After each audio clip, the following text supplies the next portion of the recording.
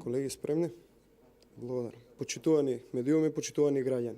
СДС започна со спроведување на брутална партизација на државата. Она што Зоран Заев претходно го најавуваше, сега се спроведува. Бркање од работа на политичките неистомисленици и вработување на војници, партиски послушници без оглед на нивната стручност.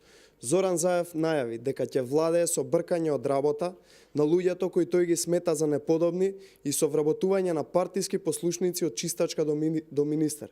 Пратениците на СДС јавно говореа дека членската книшка во Македонија ќе стане втора лична карта, без која граѓаните нема да може да се вработат во јавниот сектор, ниту пак да се надеваат на некоја редовна услуга која им следува по устав и по закон.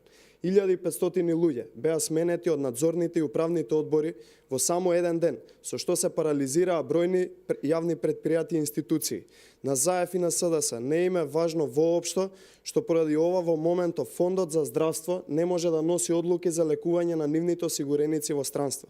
Нив не им е важно што поради нивната агенда за приватизирање на државата, животот на граѓаните се доведува во опасност. Сменети се успешни директори кои воделе наградувани институции, само затоа што Заев и СДС донеле лична, неточна и скандалозна проценка дека директорите биле под контрола на Никола Груевски. Ваквиот политички прогон врз неистомислениците со фашизоидна реторика се врши се со цел СДС да ја претвори партијата во држава, а државата во партија.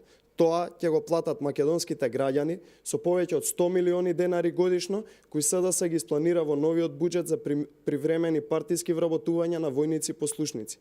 СДС, за сметка на тоа, си ги вработи во државната администрација сите оние кои одработуваа за нив. Такви се Зоран Бојаровски, Бојан Маричич, Дане Талески, Маријан Забрчанец, Петрица Рачини, Никола Наумовски, Бранимир Јовановиќ, Владко Васил, Дарко Лешовски и многу други. Граѓаните се во неизвестно за својата иднина и за иднината на државата, гледајќи ги ваквите недемократски и срамни потези на владата на Заев и на СДС.